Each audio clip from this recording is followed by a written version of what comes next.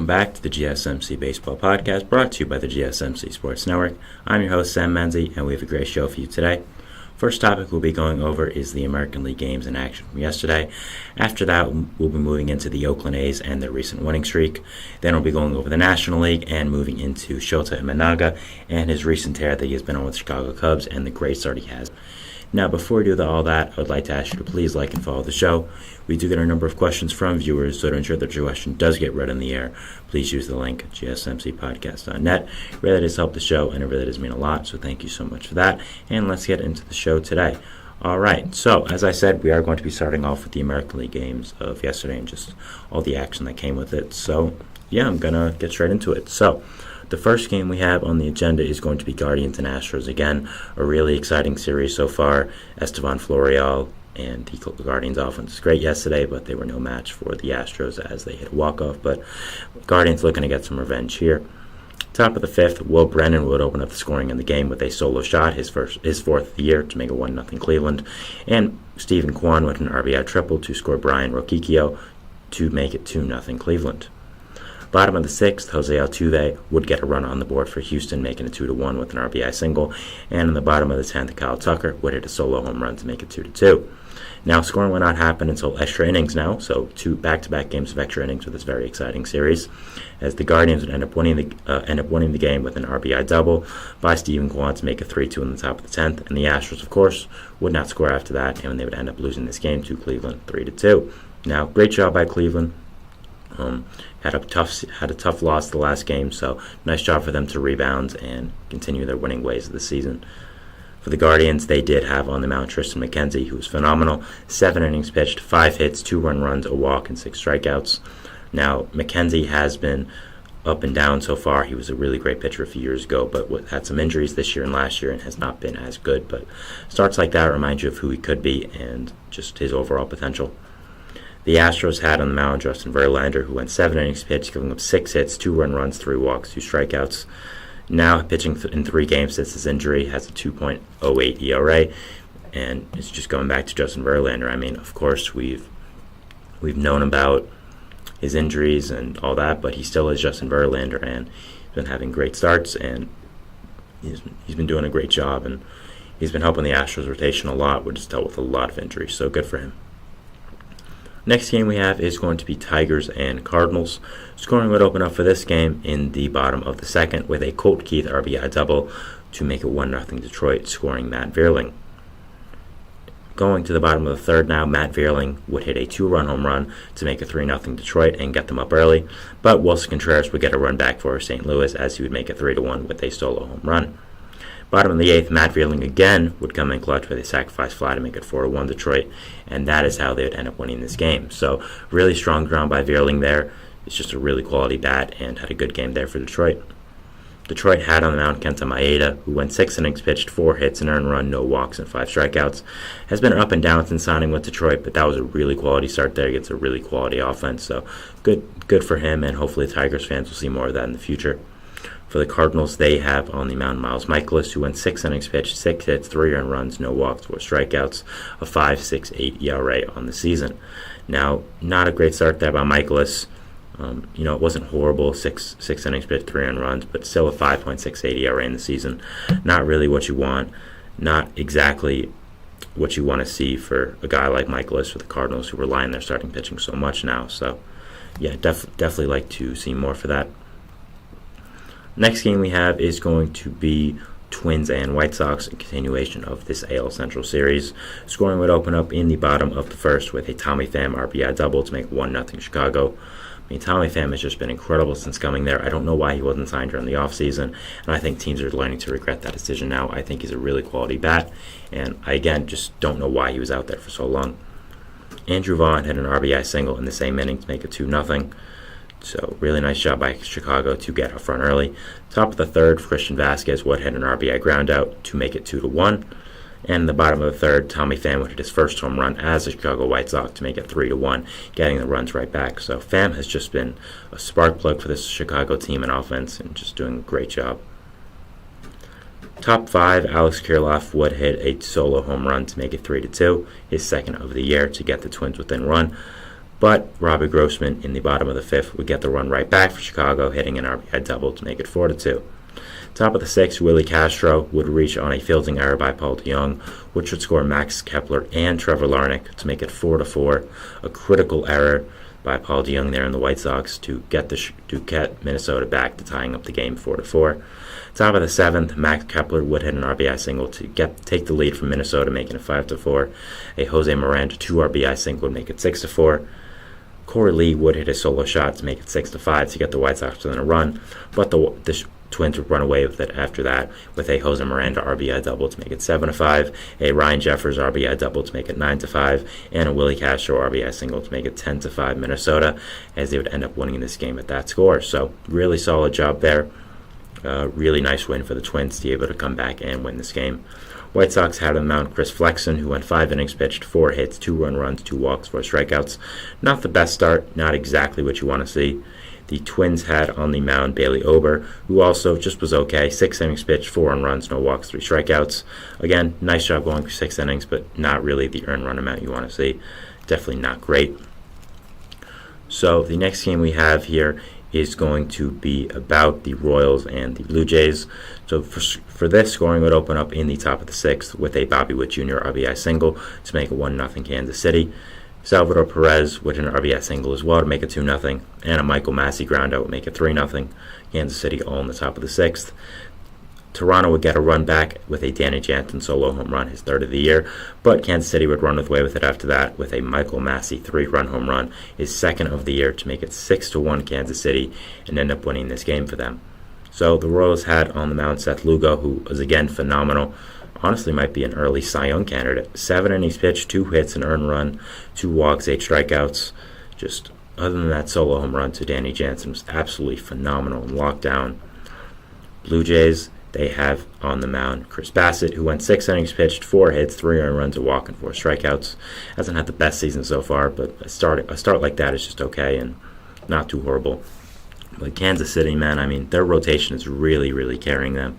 They're a good team, but their rotation is absolutely phenomenal, and I don't think they'll be stopping anytime soon. So definitely watching them.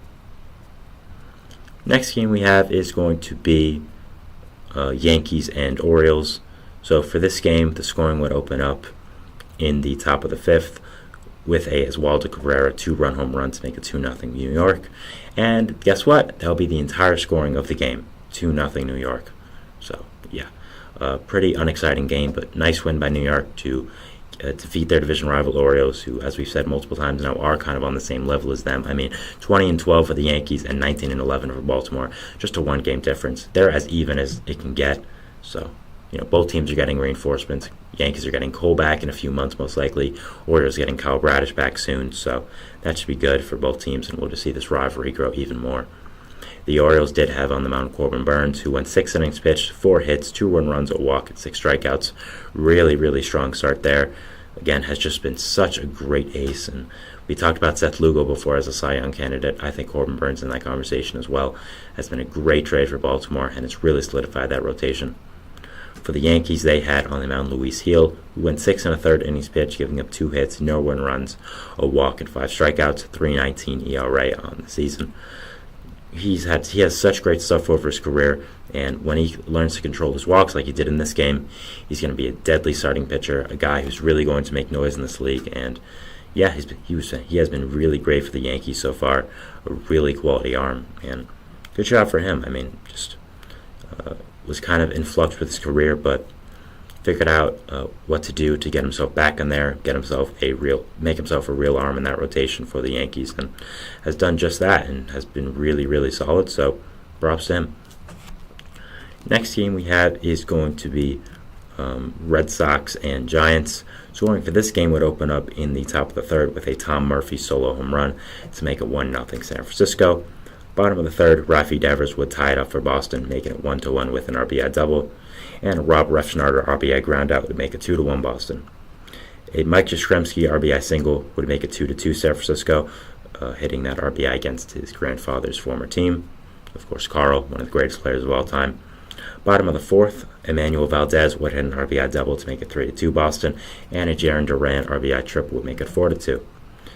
A Dom Smith RBI single in his first game as a Red Sox would make it 5-2. He did get traded there to Boston. I think it was a nice fill-in for the first base position right now. They haven't had the best production there after Tristan Casas got hurt, so I really like this move. I didn't get a chance to talk about it, but I did enjoy the move, and good job there by getting an RBI in his first game.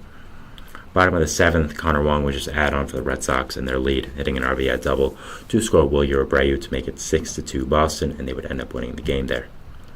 So quality win by the Red Sox. They had on the mound Cutter Crawford, who was phenomenal. 7 innings pitched, 4 hits, 2 earned runs, 2 walks, 6 strikeouts, 1.59 ERA in the season. Really, really great start. Really good job. The Giants had on the mound a opener. The opener was Eric Miller, one of their relievers. He went 1 inning pitched, no earned runs. Mainly really no bulk guys, but the guy who really blew the lead was Dalton Jeffries, who now has a 17.36 ERA in 4 2/3 innings pitched. Not exactly what you're looking for. Mitch White was also more of a bulk guy in this game, going 2 innings, recently acquired by the Giants, so only got 1 run. It's a solid job there, but an opener for the Giants, so not much to talk about for their starting pitching. The last game we are going to be talking about is going to be A's and Pirates. So scoring would open up for this game in the bottom of the 2nd with a Abraham Toro solo home run to make a 1-0 Oakland. Then in the bottom of the 3rd, Tyler Nevin would hit a solo shot himself to make it 2-0. Bottom of the 5th, Abraham Toro would again reach, this time on a fielding error by O'Neal Cruz to make it 3-0, scoring Tyler Nevin. And Kyle McCann would hit an RBI single to score Esther Ruiz to make it 4-0 Oakland. McCann has been off to a really hot start with the A's since being called up. Pirates had on the mound Quinn Priester, who went 6 innings pitched, giving up 5 hits, 3 runs, 2 earned, 4 walks, 3 strikeouts, 3.31 ERA in the season. The A's had on the mound Ross Stripling, who went 6 innings pitched, 3 hits, no earned runs, no walks, 2 strikeouts, 4.24 ERA on the season. Now the A's have been doing really well so far. I mean, they're 6-1 in their last 7. They've got a lot going for them right now. A lot of their players are overperforming expectations, doing really well. And it's a good way to go into my next segment, which is about the A's and their surprising season. I mean, as I've said, they've won 6 of their last 7. And yeah, I just thought it was really interesting, and it was something I wanted to talk about. So yeah, we'll be going into talking about the A's surprising season next, and we'll see you after the break. So thanks, and bye. I feel like I'm losing my mind. Is everybody in the world blind? Please, Lord, give me a sign, a sign. I feel like I'm losing my mind. Is everybody in the world blind? Please, Lord, give me a sign, a sign.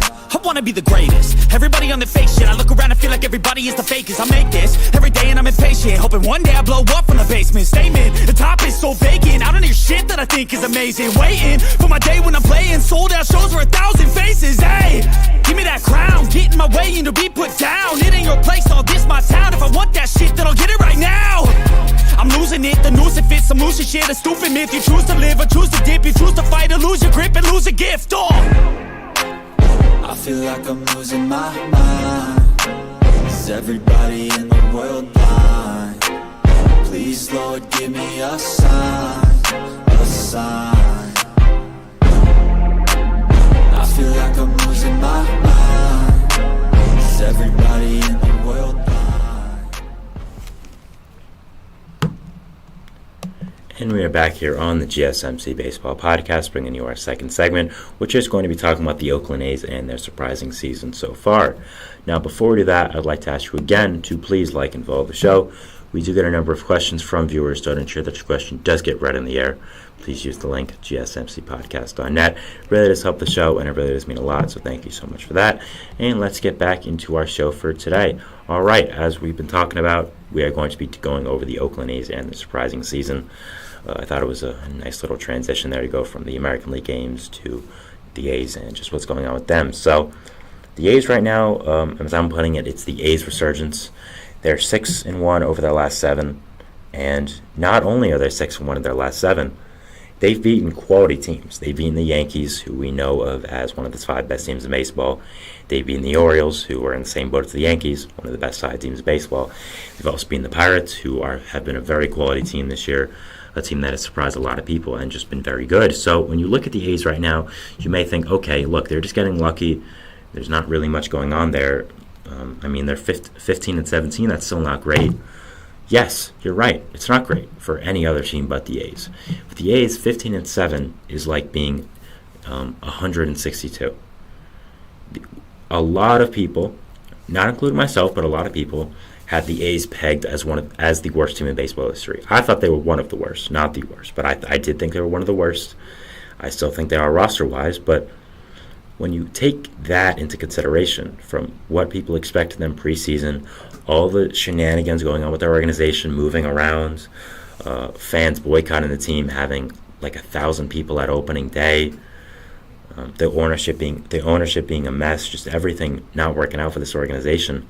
The fact that this team has been able to stay 15 and 17, played some really quality ball games, have a lot of good players on this team is very noble. They have a lot of good pieces right now. They don't seem to be going away that much. I think there's a lot of quality things here to like about this team. So if I'm an A's fan, I'd be really excited. Going over this team right now, first of all, you have Tyler Nevin, guy you picked off of waivers, who has been really great since coming to Oakland. His stat's been really solid and a key part of the middle of your lineup. Is he going to stay like this? I'm not exactly sure. I think he's a quality player, but I don't know if he's as quality as he's playing right now. You have Esther Ruiz, who surprisingly was sent down after having an amazing season last year, has been great so far, not only with the glove and on the base pass, but with the bat as well, which is a great part. Abraham Toro has been very great, has been very solid since coming over to Oakland. Brent Rooker, since going back to last year as well, has been a very quality DH. I'm surprised no one tried to trade for him. J.J. Bleday was a guy who was looked at as a big bust coming out of Miami. Was the third overall pick, was traded for not much, and A.J. Puck. Puck has become a quality pitcher for the Marlins and is part of that pitching depth, but taking into consideration how big of a prospect Bleday was, how high people were on him, I was very high on him. I thought he was going to be a great left-handed power bat, but it just didn't work out in Miami. Was a bust, got traded to Oakland for, again, kind of scraps for what we thought he could have got a few years ago.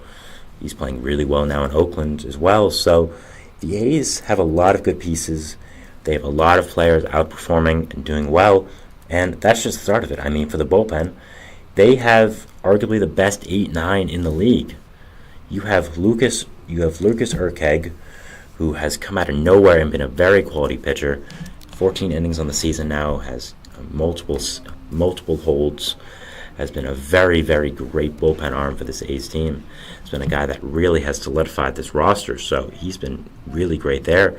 And of course, for the closer, you have Mason Miller, who was a former starting pitching prospect, pretty high one as well, a guy who A's fans might have looked at as not an ace of the future, but a really quality pitcher of the future, a guy who is going to be in the future of the A's organization. And he's had to transform into a closer for this year because of an elbow injury. They wanted to limit his innings, but also have him pitch and get him real opportunities, which was the way they got him to be a closer, both. And he's been really great as well.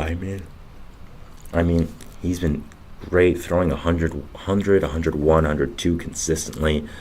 His secondary pitches haven't been bad as well, and when you're a closer, you don't need as great of secondary pitches. They help a lot, yes, but Mason Miller can just throw his fastball in there for 3 batters, get him out, and retire the side and win the game for the A's. So Mason Miller has been outstanding. I think it's going to be a really tough decision for the A's to say, you know what, are we moving this elite closer back to a starting pitcher? Now, I would personally say yes. I do think they should, but I understand that there probably is going to be some hang-up there, but you'll have to see. So the bullpen has been amazing as well, which is a great addition. Now, the only problem I do see with the A's right now is their starting pitching.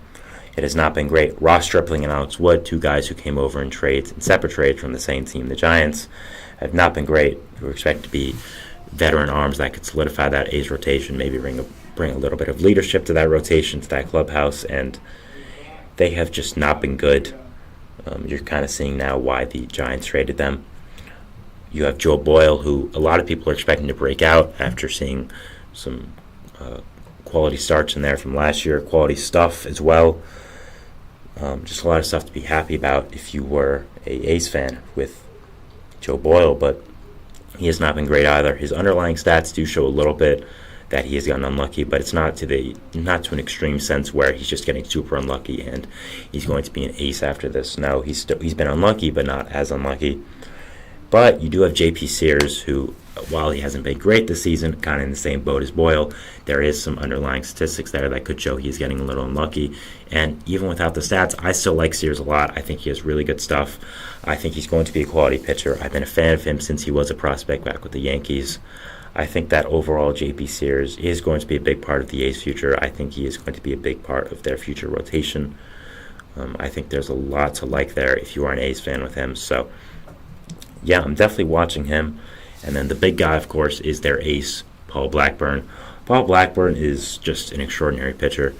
Was an all-star for them last year, was their best pitcher by far, was a guy who was absolutely great. I mean, he's been really, really good. He's been really, really great for them, and I think that there's a lot to like if you're an A's fan with Paul Blackburn. He's probably going to be traded at the trade deadline. Won't sugarcoat that. I mean, yes, the A's are doing well, but they're not. I don't think anyone in their right mind expects the A's to do this well for the rest of the season. Maybe not as horrible as we expected, but not as good as they're doing right now, and not almost 500. That's kind of crazy. So I do think Paul Blackburn is going to be traded at the deadline. I think there are going to be a lot of teams bidding for his services. There's so many teams that need a good quality starting pitcher, and I think Blackburn is going to get a lot. I think there could be a potentially big haul for him. So many teams I think about that need pitching, and it isn't the best trade deadline we've ever seen. So I think Blackburn could be one of the more sought after guys, a guy that, again, is going to go for a lot on the market, is going to be a significant arm dealt, so that could be something there. But let's say he does stay. Let's say he does become a really quality starting pitcher. But stays a really quality starting pitcher for the A's, and the A's decide, we don't want to trade him. We think we're close to contention. We want something for the new Vegas and Sacramento fans to watch the seasons going past this. We want to keep Blackburn. We want to make him part of our core, which is also possible as well. So I think for the first time in a little bit, there are building blocks for the A's organization. All the guys I've mentioned. Shea Langelier is another guy who was great this year, might be struggling a little bit, but I still have faith in him that he could potentially be a really good player. There are some prospects as well. Jacob Miller, a guy he just drafted. Max Muncy, not the guy from the Dodgers. Their own guy, their own prospect. He's another guy that potentially could be a big piece of the A's future and is going to be someone to watch if you are an Oakland, Sacramento, or Vegas fan. So that's another thing there. I did mention Jacob Wilson. Like I said, he's a really great prospect for them as well. But also Luis Morales, who's a quality starting pitcher prospect. Denzel Clark is a guy I like. As I said, Max Muncy, the third of the Naylor twins. Miles Naylor, who also is a quality, I believe. Freddie Tarnock, who they got in the Sean Murphy trade, I think he's going to be really quality as well. Gunnar Hoagland, who has fallen down a little bit in the prospect rankings for them, but I still think could be a quality arm for them in the future. So, yeah, I think that overall, I think that they are going to be a really quality. They are going to have a lot of quality players coming up soon. I think that they have a little bit of a core brewing, and that's not something a lot of people expected. They have a lot of good things going for them right now. Their bullpen is great. They have a lot of quality position players that no one really expected. So we'll be watching them. Overall, my thoughts on the A's are that I think I underestimated them, and I think a lot of people underestimated them as well. I think that there is a significant amount of things going well for them and a significant amount of things that are going to continue going well for them. Things that are quality and we might have overlooked. But at the same time, do I think they're going to continue with this? No, I don't. Do I think they're going to end up finishing third in the AL West? No, I don't. Do I think they're going to finish last? I do. But I don't think they're going to be as horrible as we expected. I mean, a lot of people expect them to have 40, 45 wins. Maybe they'll get 60 now, 65, maybe even 70. There's a lot going right for the A's right now, and while I do think that eventually they are going to, quote, come back down to earth, I think that there is some some quality things here to look at if you are an A's fan, some things to assess and say, you know what, it isn't all bad. From the baseball side, we have a lot of core going for us. 6-1 in our last 7, beating some quality opponents like the Yankees, like the Orioles. So if I'm an A's fan, I'd be happy with the baseball stuff right now. I mean, it's unfortunate that they are doing so well and we cannot focus on the team on the field because we have to focus what's going on off of it. Taking a team away from a historic baseball town in Oakland, I don't like the decision. I understand that fans weren't showing up and, the ownership and all that, but the ownership, didn't do a great job attracting fans there. They didn't do a good job spending money, getting fans excited about the team, and the A's fans saw how bad the ownership was. They protested. They didn't go to many games. You see the A's fan base to all come together. When they do all come together, they're a really great bunch. They've done it for playoff games in the past with the Oakland Drum. They came together last year for the reverse protest where they all showed up for the game instead of not showing up for the game to show them we are still a fan base. We are still really quality, and this is what you're taking away from us. So it is unfortunate that they are taking the A's away from Oakland. I do think it is a travesty. I think it is something that should not have happened, but going on the field right now, the legacy of the A's is still going to go on. I know I'll probably still call them the A's for a few years. I'm not sure if they're going to continue being called the A's. Obviously, they won't be called Oakland. I don't know next year if they're going to be called Oakland or Sacramento, but we'll be seeing about that. I mean, Sacramento and Oakland are pretty close to each other anyways, so I don't think it's a significant dilemma that you're going to have to decide. So, yeah, I mean, we'll be watching the A's in the future now, but I don't think the A's franchise is as bleak as people thought now. I think there are some quality pieces here, some quality players that could potentially be moving this team in the right direction, and this franchise in the right direction, and I'm excited to watch them. I'm excited to see what does happen and overall the season that they're going to have. So, yeah, that's my piece on the A's, just talking about them and their surprising season. 6-1 in their last 7. Again, I think that they are a better team than we expected, but still not a great team. So not a team that is probably going to finish above last in that AL West. But hey, the Astros sell off at the deadline and continue having no pitching like this. Maybe we'll see them finish even 4th. The Angels really fall down after that Trout injury. Maybe we'll even see them stay at 3rd. But we'll have to see. It's going to be they're going to be an interesting team and franchise to watch, and I'm really excited to see. So that was my segment on the A's. My segment 2, we'll be going to our 3rd segment, which is talking about the National League games of yesterday and just all the action that happened there. And then after that, we'll be going to our 4th segment, which is related to it. So yeah, stick around and we'll see you after the break. So thanks, Sam. Bye. Looking for your daily fix of sports talk without having to pay for it? GSMC Sports Network is available on YouTube. Just search GSMC Sports Network. Get your fix of daily sports talk shows on YouTube, absolutely free. NFL, college football, NBA, MLB, MMA, UFC, fantasy football, and so much more. GSMC Sports Network has shows running all day long, with new sports shows starting every 2 hours. Just like on your favorite cable sports channel, except GSMC Sports Network is absolutely free. Just search GSMC Sports Network on YouTube to catch one of your new favorite shows, like the GSMC College Football Podcast, Chip Shot Football Podcast, Hoops and Heels Women's Sports Podcast, GSMC Basketball Podcast, and so many more. Check it out for yourself. GSMC Sports Network, now available on YouTube absolutely free. Search GSMC Sports Network on YouTube right now.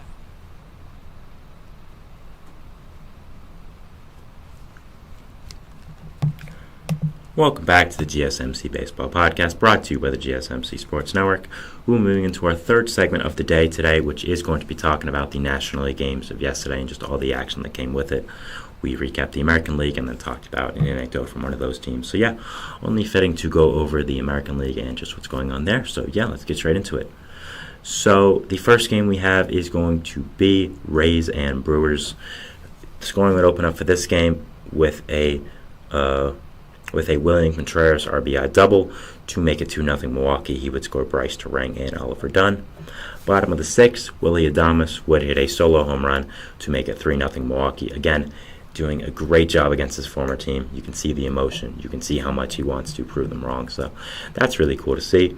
His 5th home run of the year. Blake Perkins in the bottom of the 7th would make it 4-0 with his 4th double of the year to score Oliver Dunn. And then Willie Adames again would come in clutch against his former team, making it 7-0 with a 3-run home run. What a great job by Willie Adames, showing the Rays, maybe shouldn't have traded me. To be fair to the Rays, I don't think he would have been good.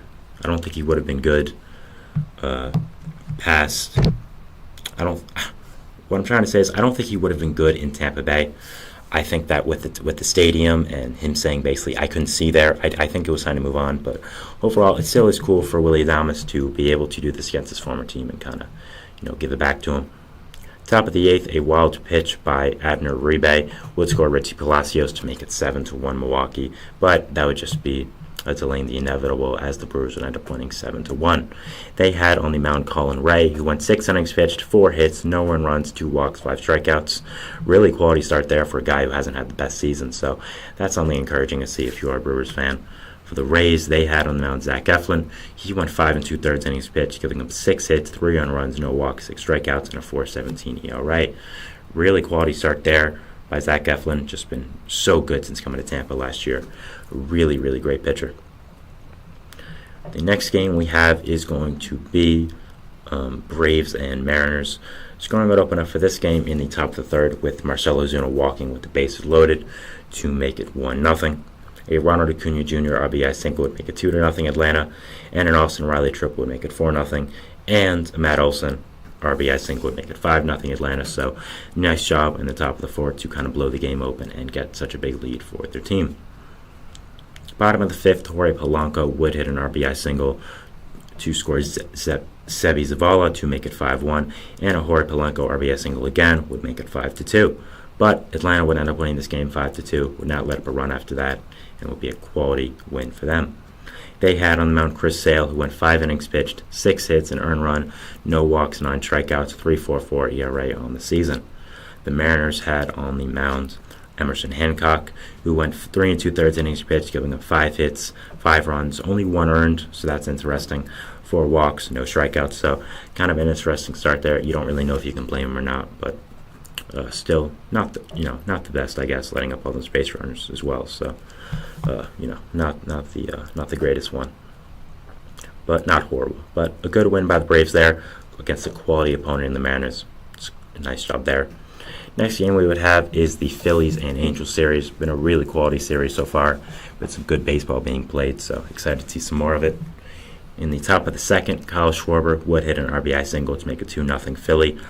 And in the bottom of the 2nd, Eri Adrianza would make it 2-1 with a solo shot to get the Angels on the board. Unfortunately for the Angels, that would be it, as they would end up losing this game 2-1. So after the 2nd, there will be no scoring in this entire game, mainly a pitching duel, and just no action at all. The Phillies had on the mound Zach Wheeler, who went 5 innings pitched, 5 hits, an earned run, a walk, and 6 strikeouts. Only 1 home run, of course. That was where the 1 was given up. So would have expected him to go a little longer with this kind of outing, but I guess ran his pitch count up, and Rob Thompson wanted to be safe than sorry. So that's a quality thing there, I guess. For the Angels, they had on the mound Patrick Sandoval, who went 5 innings pitched, giving up 4 hits, 2 earned runs, 2 walks, 10 strikeouts, 5.91 ERA on the season. 10 strikeouts is really incredible. 2 1 runs over 5 is also something that's quality against this Phillies offense, of course, only in 1 inning as well. So, really good start there by Sandoval. Hasn't had the best season, but I think with starts like this, you're reminded of his potential and the ways that he can be a quality starting pitcher for the Angels in the future. Next game we have is going to be Padres and Reds. Scoring would open up for this game in the top of the 1st with a Spencer Steer solo home run to make it 1-0 Cincinnati. The bottom of the 4th, Jurickson Profar would come in clutch again for San Diego, making it 2-1 with an RBI single. Profar has just been outstanding since going back to San Diego. A guy who was lingering on the free agent market for a long time. It seemed like nobody wanted to pick him up out of the free agent pool, but the Padres said, we'll take you back. We need some outfield depth. We'll see what you got. And boy, has he been incredible. Just an incredible season so far. I keep saying that word, but it's true. I don't know where this came from, but Profar has been really just outstanding. Top of the fifth, Heimer Candelario would hit an RBI single to tie up the game for Cincinnati, making it 2-2. But in the bottom of the seventh, a Jake Cronenworth grand slam would make it 6-2 San Diego, which would suck all the momentum out of Cincinnati and end up winning San Diego this game 6-2. Really, really great job by Jake Cronenworth there. Grand slam. Is having a really good season. Last year was kind of a setback, was involved in a lot of rumors this offseason involving trades after just signing a 7-year extension. He might have took that personally, and he's been doing really, really well. So props to him, and good job for the Padres getting another great bat in that lineup like they needed anymore. The Reds had on the mound Graham Ashcraft, who went 6 innings pitched, 5 hits, 2 runs, none earned, 2 walks, 4 strikeouts, and a 3.83 ERA on the season. Really quality start there. The Padres had on the mound Joe Musgrove, who went 6 innings pitched, 4 hits, 2 earned runs, no walks, 9 strikeouts, 6.37 ERA in the season now. Again, had a really horrible start to the year, but has been having some good starts in the past now, and good starts this season, I should say, and trying to erase that number. I mean, he still is a really quality pitcher and a guy who's at the top of his league, so yeah, not going to really judge him too much there. I think he's, again, really a quality option for the Padres, so good for him. Next game we have is going to be Rockies and Marlins. Scoring would open up for this game in the bottom of the fifth with a Luis Arias RBI single to make it 1-0, and a Brian De La Cruz RBI double to make it 2-0. Top of the sixth, Elias Diaz would make it 2-1, but that would be it for the Rockies, as Dane Myers would hit an RBI single for Miami to make it 4-1, and they would end up winning the game at that score. So nice job of the Marlins to bounce back after that humiliating loss yesterday, giving up that big lead. So good job there, and nice win for them. They had on the mound Roddery Munoz, who is one of their younger pitchers. 6 innings pitched, 3 hits, an earned run, 2 walks, 7 strikeouts. Just a really great start there. Was a guy I think recently just got called up.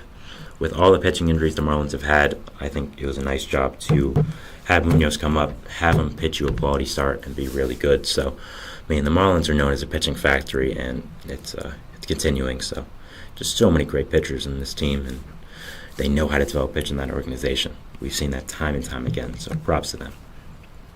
Rockies had on the mound Dakota Hudson, who went 5 2/3 innings pitched, giving up 5 hits, 2 earned runs, 2 walks, 2 strikeouts, 5.93 ERA in the season. An okay start there, not great, but not horrible. I mean, you'd like him to go deeper into games. 5 2/3, 2 earned run isn't bad, but you are playing the Marlins offense, so not to be able to go deeper is a little bit unfortunate. So you definitely want to see that. Next game we have is going to be Dodgers and Diamondbacks, a continuation of the B series. Obviously had all the Bs behind home plate in a colony after the game yesterday when it was in a 2-hour delay. So seeing how these teams can bounce back from that. Top of the second, Andy Pages would hit a 2-run home run, his third of the year, to make it 2-0 LA. Austin Barnes with an RBI double to make it 3-0. A Mookie Betts RBI single would make it 5-0. Moving into the top of the third, a Will Smith solo shot would make it 6-0 LA. A Miguel Rojas rock would make it 7-0 LA, and a Chris Taylor walk would make it 8-0 LA. So, really good job by the Dodgers to just make the game all about them and end up winning this game 8-0. Yeah, the Diamondbacks would score no runs, would get 7 hits, had some opportunities to score some runs, but just never really came in clutch and never were able to capitalize. So, good job of the Dodgers pitching, I guess, to kind of skate that off. They had Yoshinobu Yamamoto on the mound, who went 6 innings pitched, giving up 5 hits, no earned runs, 2 walks, 5 strikeouts, with a 2.91 ERA in the season. I mean, Yamamoto has been just outstanding. A 2.91 ERA with all the pressure on him, with all the things people are talking about. He's a bust, all of this and that. Had a horrible start to the year as well, which didn't start him, but if you obviously this is kind of a interesting statement to say, considering you could just say you could do this with every single player, but you take out Yamamoto's first start in the MLB in career where he got blown up, he'd have one of the best ERAs in MLB, and even if you don't take that out, he still has a 2.91 ERA, a more than quality ERA for a player who is as young as him, as new to the league as him, with as much expectations as he does have. So I think you're looking at Yamamoto, you see a future ace, you see a guy who is going to help solidify that Dodgers rotation from now on, as a great pitcher. So, yeah, he's been really, really great and has been everything the Dodgers have asked for so far. So, I was very high on him. I never give up on him, and being rewarded right now, it's been really, really good. Diamondbacks had on the mound Jordan Montgomery, who did get a start pushed back one day after the big incident, who went 3 innings pitched, 6 earned runs, 6 hits, 3 walks, a strikeout, 2 home runs, 5.63 ERA in the season. Not exactly what you want, but I'll give him a little bit of the benefit. I'll give him a little slack here. He was delayed after yesterday's game when his arm was already kind of awkward to, as a pitcher, to go from one day, your schedule, to the next day. So I'll give him a little bit of credit here that, he got dealt a bad hand. But also you're playing the Dodgers offense, which is obviously pretty great. I mean, Andy Pages has been incredible since coming up. Has really just added a spark to that Dodgers offense. They really, really needed it. So, good for him and good for the Dodgers, finally living up to their potential with all the stars they have. So, that's nice there.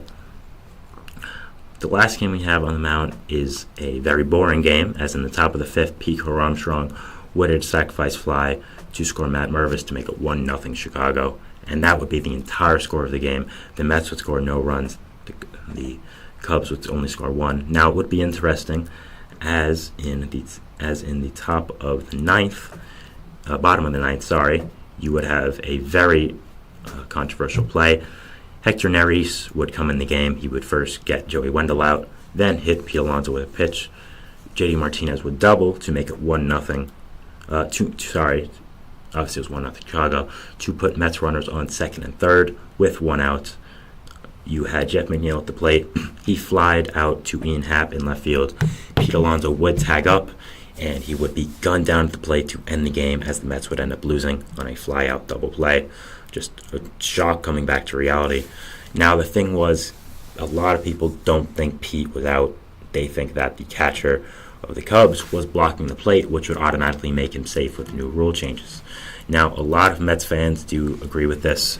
I'm not exactly sure, to be honest. I'm not a rules guy. I'm not someone who knows the rules fully. It did look like he was blocking the plate. I think with all the emphasis you've had on this recently, I do think it would have been the good call to make him safe. But again, I'm not really sure. I'm not exactly most in tune with that, and I'm not an umpire. So another interesting element of this was that the umpire who read the call from New York, the replay center, was caught on a hot mic saying to Mets manager Carlos Mendoza, who obviously went out to argue the call after the game was over, saying, I didn't make the ruling. I agree with you. Talk to New York and talk to the replay office about it, which was interesting. So it looks like the umpire would not have even made that call. So it's just a really fascinating situation there with all the rule changes that have happened in MLB, and it's affecting teams now. So it'd be interesting to watch if there's any correction on it in the future. But overall, who knows if the Mets would have still won. I'm more blaming the game on them scoring 0 runs than that. And I don't even know if I would have tagged if I was Pete. Pete's not the fastest guy in the world, as we know. That's putting it nicely. And it was a pretty close fly ball, so I'm not sure if I would even run. So there's a lot of other factors in this. So yeah, not really going to blame the umpires here. But is an interesting situation and could have gone either way, I think. The Mets had on the mound Jose Budo, who continued being really great. 6 innings pitched, 4 hits, an earned run, 2 walks, 6 strikeouts, 2.57 ERA in the season. The Cubs had on the mound Shota Imanaga, who went 7 innings pitched, 3 hits, no earned runs, a walk, 7 strikeouts, a .78 ERA on the season now. Imanaga is leading the MLB in ERA, has been arguably the best pitcher in the entire MLB, and has surprised a lot of people, which is leading me into my 4th and final segment of the show today, which is going to be talking about Shota Imanaga and his tear going on. He's recently going on MLB. Just my analysis of him. Do I think he's going to continue with this, and do I think he's as good as he is right now? It's going to be interesting to talk about. I saw a start up close yesterday. It was very phenomenal. So yeah, we'll be going over the Shota Imanaga situation and just what's going on with him, how good he's been, and we'll see you after the break. So thanks, and bye.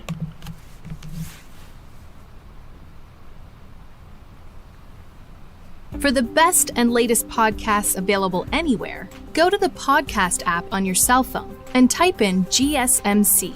to access free content-rich podcasts on health and wellness, book reviews, sports, entertainment, relationships, social media, movies, technology, finance, and even weird news. Subscribe and download the GSMC Podcast Network's family of shows, available everywhere podcasts are found.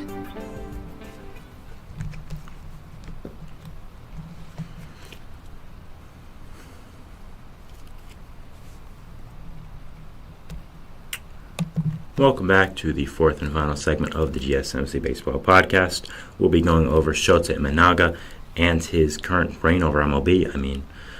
Let's just get straight into it. So Imanaga currently has the ERA crown for the MLB this year.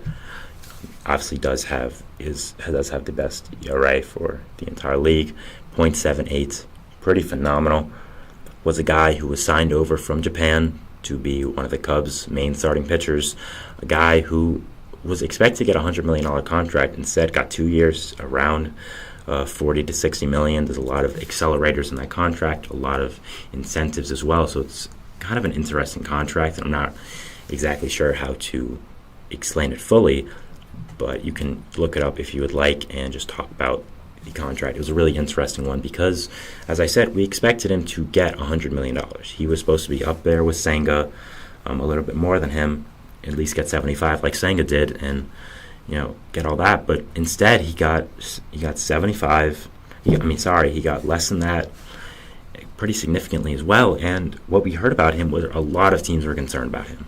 They weren't as high as the public was, and that's why he did get this contract. And there were a lot of question mark teams had about him. One of the big things was home runs. He gave a lot of home runs in the MPB. And giving up a lot of home runs in the MPB probably means you're going to give a lot of home runs in the MLB, because the MLB, there's a lot of offense and there's a lot of home runs especially. So I think teams worried about that, worried about how his fastball would fare, his secondary pitches as well. So there were a lot of question marks about Imanaga. I personally wasn't a big fan of him. I did think he had a little too many for my liking. I think always pitchers coming over internationally and players coming over nationally in general is something that is a big question mark. You have to be very careful. I think guys like Senga, like Yamamoto, are kind of outliers with how good they are. I thought Imanaga was a little below that tier, and I thought he could have been okay, but I just wasn't as high in him, and I thought he had to go to the right organization. And so far, it's being proven that he probably did go to the right organization. So far with the Cubs, as I said, he has a 0.78 ERA. And the thing about that is, it's not just he has that and then his FIP and Sierra and xERA, expected ERA, are all high, which means, these stats are showing that he's gotten lucky and that this isn't really his real results, that he's, getting kind of lucky with his surroundings and the team and all that. No, the thing is, they're really good as well. He's pitched 34 innings this year, and what's happening, you look at the stats. His ERA minus is 19, which is incredible. FIP minus is 58. His FIP is 2.11. His barrel percentage is 5.4, which is incredible. His expected ERA is 2.73, so that's even great as well. His hard hit percentage is 41, which is a little high, but I think it's something he's able to control because of the pitches he throws. So you're looking at him now, you're saying, okay, well, he is... his underlying stats show he's not getting lucky. Maybe he is a little bit, because I don't think anyone can sustain a .78 ERA, maybe except prime Jacob deGrom, prime Clayton Kershaw, the elites like that. But obviously I don't think Imanaga is that. So you're looking at him, well, why has he been so good? So I just wanted to talk about that and just why I think Imanaga has been so good and just my general overall thoughts on him. So the first thing you look at with Imanaga is his fastball. His fastball is elite. There's no questions about that. His fastball is one of the best pitches in the league. He pitched it very interesting as well. It always is at the top of the zone most of the time, no matter who he's facing. So he gets a lot of swings and misses there. The problem is that if someone hits it, it probably goes a long way because it's in the air and it's up high. But not a lot of people hit it because his fastball is just that good and that elite. It's not even that fast. It's pretty fast, but at the same time, velocity isn't the number one thing on Imanaga fastball. It's more the movement and how he pitches, which leads me into my other one, which is his command. he has exceptional command. I mean, incredible pinpoint accuracy, which is one of the things that when he was brought over from Japan, a lot of people mentioned, but I did not think it would be this good. It's been pretty incredible. The four seam, of course, I just talked about, he controls it really well, which makes him able to put it in these more revealing spots, maybe up in the zone, a little bit more bleeding over the plates. But because his command is so good, he can put it in exact pinpoint positions where another player couldn't, and they would either leave it hanging or make it a ball. So Imanaga knows how to control his pitches incredibly well, and I think that's really what's contributing to his success at the major league level. And you also have his splitter and sweeper. These were the main two concerns I think a lot of teams had about Imanaga. Of course, you had the home run things, but at the same time, the splitter and sweeper, these two pitches, the off speed, were also a concern for teams. They didn't know how they would fare in the MLB. They didn't know what the overall movement would be like. They didn't know how MLB hitters would react to them. So, but they've been pretty great. They haven't been as elite as the fastball. They haven't been a exact lockdown pitch, but they've been really good and really solid. So I think having a combination of this great command, this elite fastball, these other two quality pitches in the splitter and sweeper is a great thing. And you're also getting an organization that believes in you. The Cubs obviously believe in Imanaga. They have a great system around him.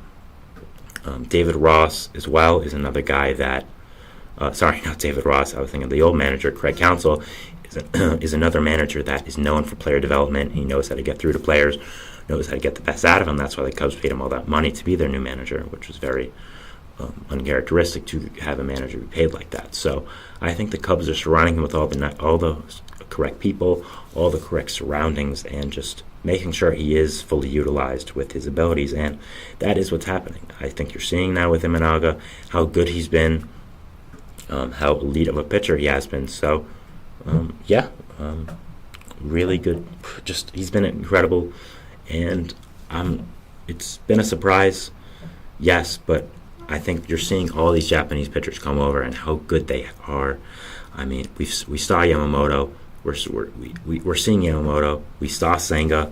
I'm sure he'll be great once he gets back from injury. We're seeing Imanaga now. It's not stopping. You have probably the best of the bunch in Roki Sasaki next year, who is scary good. I mean, this guy's amazing. I've done a segment on Sasaki as well, if you would like to check that out on the channel. So I think that overall, Japanese pitchers are here to stay. They've been really good, and I think Imanaga is showing why they are so good. Him with his proteges like Yamamoto, like Senga. So now the effect on the Cubs this is having is pretty great. I mean, right now the Cubs are one of the better teams of baseball. Their record has been pretty great. So, you look at the Cubs' record right now. You look at where they are in the division. So first off, for the division, the Cubs are in second place. They're 19-12, a half game back of the Brewers. They're currently the second seed of the wild card. So a lot is going right for them, and I think a lot of that has to do with Imanaga and how good he's been. The big thing is they lost Justin Steele, the Cubs did. They lost him, start of the season, and losing your ace like that in a freak accident in the first game of the season is pretty unfortunate and pretty crushing. I mean, the Cubs added a lot this offseason, maybe less than people expected, but still quality pieces like Imanaga, like Hector Neris. You added back Cody Bellinger. So, there were expectations were high. The Cubs were finally saying, this is our year. We're finally going to compete again. And first game, you have Justin Steele in the opener against the World Series champion Rangers have a freak injury and be out for the first month. So when that happened, you had to look at guys and say, okay, you have to step up. And Imanaga stepped up definitely, but not only Imanaga did, other guys, other pitchers, like a Ben Brown, who pitched today against the Mets, who was phenomenal. We'll talk about his game. We'll talk about this game tomorrow. Mets are actually still playing. It is the bottom of the 11th, so we'll be seeing if anything notable happens there. But yeah, I mean, the pitcher stepped up for the Cubs, and Imanaga was at the forefront of that. So that's why they have been able to be second in this division with all the injuries they faced, be in the wild card, almost, be very close to taking the division away. So I'm watching them very closely. Once Steele does get back, that rotation is going to be scary. It's going to be scary. So I'm excited to watch it. I'm excited to see if Imanaga can continue this real tear he's going on, as I'm saying, as you're seeing the title as well on here. So I'm very interested, very excited to watch this Cubs team, and I think that Imanaga is only going to get better. Do I think he's going to stay at .78 ERA? No, I don't. But I think he's going to be in the be in the conversation for Cy Young, be probably the leader for Rookie of the Year right now, when we all thought it was going to go to Yamamoto, no contest. So I think that Imanaga has proven a lot of people wrong, been an elite starting pitcher, and is showing people, you know what, this is what a new age Japanese pitcher looks like. This is how good we are. This is, this is who we are. We're not going anywhere, and we're taking MLB by storm. So props to Imanaga for being so good. Props to the Cubs for developing him, believing in him, and doing so great here. So excited about Imanaga, excited about how the Cubs are doing with him. So that's it. So I want to thank you guys so much for watching. That was our show today. Remember to like and subscribe and hit the notification bell to not only get notified when I upload, but all the other great content creators on this channel upload. Remember to follow. We invite you to follow us on Facebook, on Twitter, TikTok, Instagram for more content and updates. Thank you once again. Have a wonderful day, and we'll see you at Baseball Throws At Us tomorrow. Bye, guys, and thanks.